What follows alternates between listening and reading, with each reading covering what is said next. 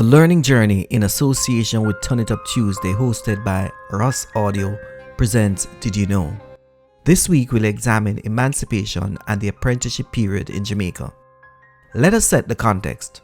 We must understand that while the slave trade was abolished in 1807, the Abolition Act for Slavery was passed in 1833, emancipating all slaves in the British West Indies.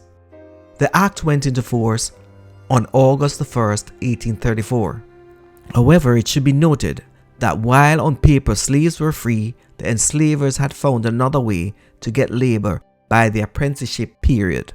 This was a period that lasted between 1834 and 1838. A letter written by the governor of Jamaica was published in 1835, and it gives us an account from the enslaver's perspective of what this period entailed.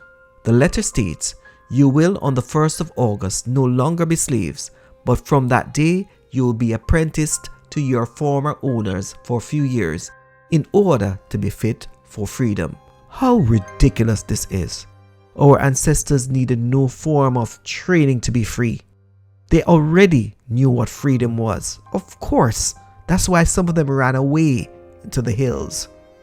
They were already free people when they came to the Caribbean, and if they were born into bondage, they would have had their oral traditions to guide them to the new pathway of not being enslaved. The letter goes on to say, "It will therefore depend entirely on your own conduct, whether your apprenticeship is long or short. For if you run away, you will be brought back by the Maroons and the police, and have to remain in apprenticeship longer than those who are behaved."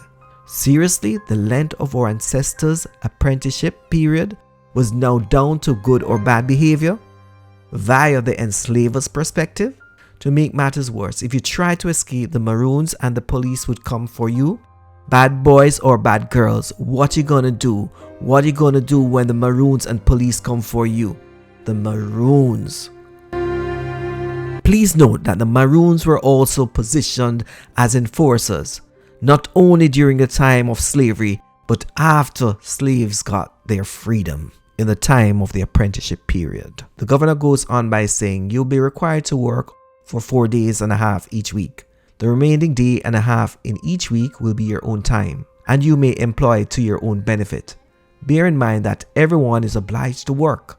Some will work with their hands, others will work with their heads, but no one can live and be considered respectable without employment." This again seems like slavery. These working conditions are not that of a free person. And that's why we have so many historians saying that this period was an extension of slavery. I wanted to stop reading the letter, but in good conscience I couldn't. I had to give you more. So let me continue. The letter goes on and it states, "I pray therefore do your part faithfully, for if you neglect your duty, you will be brought before magistrates whom the king has sent out to watch you, and they must act duly and do justice to all by punishing those who are badly disposed." The document ends by saying, "Your friend and well-wisher, Sligo, Governor of Jamaica." Well-wisher? I don't need a well-wisher like this one. The reality is that the letter ends with a threat. If it were the intentions to get ex-slave fit for freedom, why slaves had to conform to the evils associated with this apprenticeship period?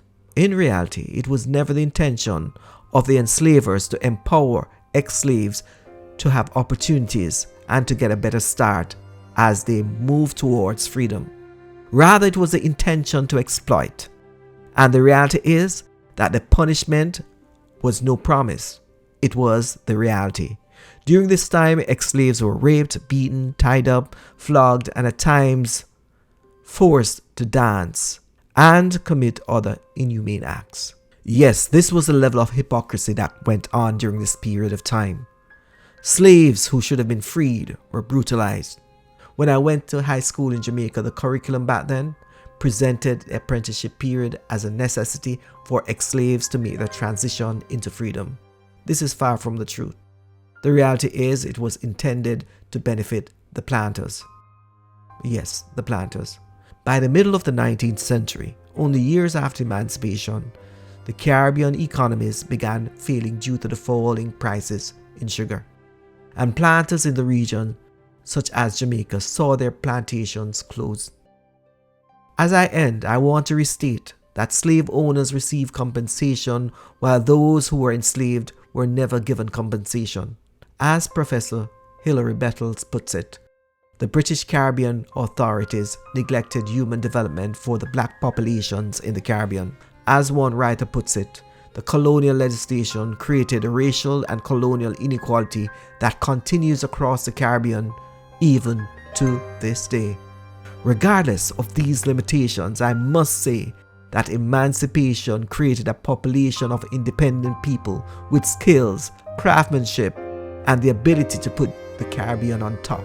Until next week, please join us for another Did You Know on Tun It Up Tuesday, hosted by Rossi. Over to you, Rossi.